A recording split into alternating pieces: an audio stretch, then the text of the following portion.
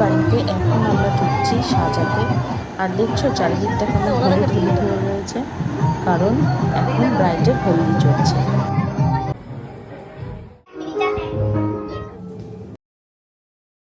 তুমি সম্পূর্ণ তোমার মনের মতন করে সাজিয়ে দিও।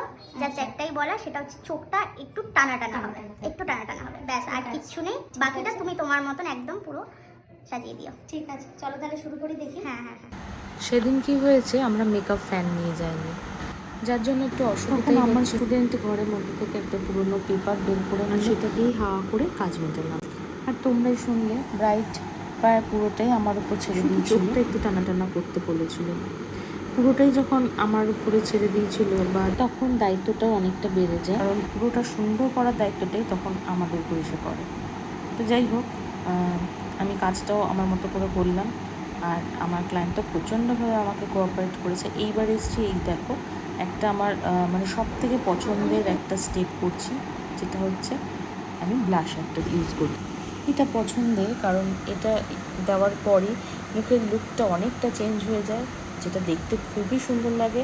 আর তার সাথে সাথে ব্রাইডরা এত সুন্দর করে হাসে, মানে সারা দিনের ক্লান্তি বলতে পারো, না খেয়ে থাকা, আগের দিনে ঠিকঠাক করে না ঘুমোনো, তারপরেও যখন একটু হাসতে বলা হয়, এত সুন্দর একটা হাসি দেয়। প্রথম থেকে সেটা একটুখানি ফেক বা আর্টিফিশিয়াল লাগলেও পরের দিকে কিন্তু সেটা একদম রিয়েল হয়ে যায়। হাসিটা এত ভালো লাগে যে সেটা তখন তারা মন থেকেই দেয়। আর সত্যি ওইটা দেখেই যেন আরও বেশি খুশি হয়ে যায়।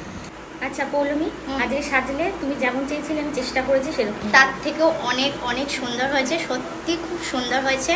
মানে আমার সত্যি কিছু বলার নেই, অপূর্ব। সত্যি ভালো লাগছে তোমার? অপূর্ব অপূর্ব, মানে আমি যতটা চেয়েছি তার থেকেও অনেক বেশি ভালো, সত্যি। থ্যাংক ইউ, তোমার ভালো লাগছে, ব্যাস এটাই। থ্যাংক ইউ, থ্যাংক ইউ, এত সুন্দর করে সাজানোর জন্য ধন্যবাদ। আচ্ছা, আই মেকআপটা একটু দেখিয়ে দিই। ঠিক আছে, এবার তোমরাও জানিও তোমাদের কেমন লেগেছে। ব্রাইডাল বুকিংস চলছে, আর তোমরা যারা আমার কাছে সাজতে চাইছো, এরকম সুন্দর লুক পেতে চাইছো, তো তারা স্ক্রিনে দেওয়া নম্বরে সত্য যোগাযোগ করো। তো আজকে আসি, ভিডিওটা এখানে শেষ করছি, পরে আবার নতুন ভিডিও নিয়ে আসবো।